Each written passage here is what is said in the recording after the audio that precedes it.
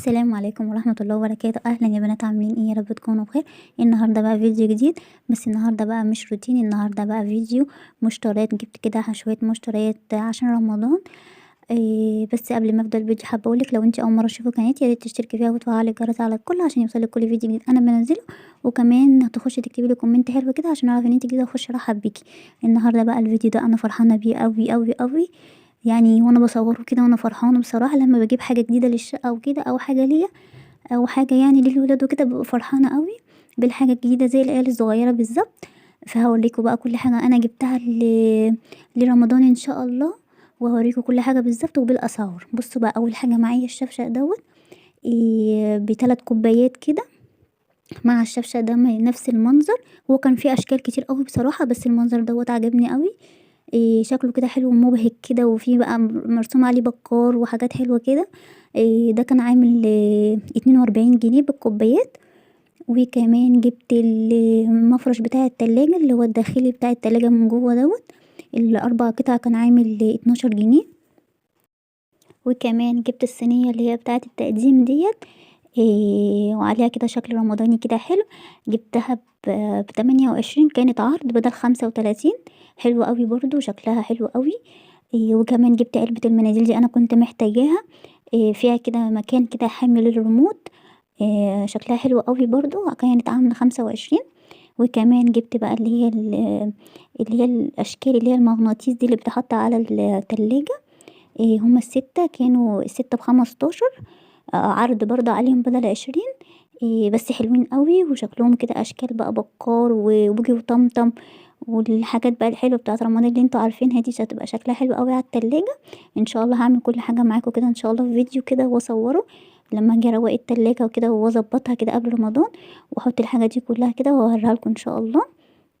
وكمان جبت طقم علب طقم التلاجة دوت 3 في بعض كده، كبيرة بمتوسطة بصغيرة كده جوا بعض.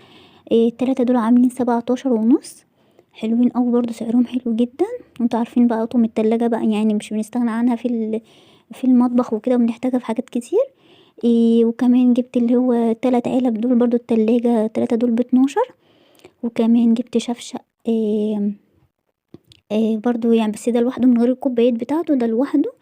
ده تقريبا مش فاكرة سعره بالظبط، تقريبا 25 تقريبا، ممكن يكون 25 عشان هو لوحده يعني من غير الكوبايات وكده.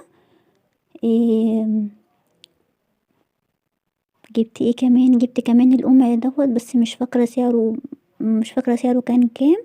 وجبت كمان الاطباق ديت. بصي هما يعني ايه اشكال الورد ديت 3 منهم، والمربع دي برضو اللي هو الاطباق المربع 3، واللي على شكل سمكة دول برضو 3. كل حاجة فيهم ب12، يعني كل 3 منهم ب12.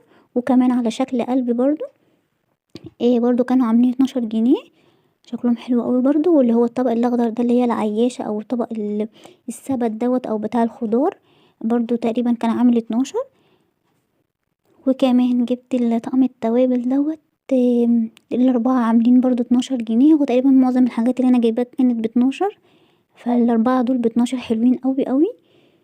وجبت كمان الفوطة دي كانت عاملة 6 ونص. حلو قوي، انا جبتها عشان شكلها عجبني بصراحة، شكلها حلو قوي. وكمان مريرة المطبخ ديت كانت عاملة 35. وجبت ايه كمان، جبت كمان الصينية ديت عليها بوكي وطمطم كده ولونها بينك، شكلها حلو قوي قمر قوي. برضو ب28 برضو زي التانية.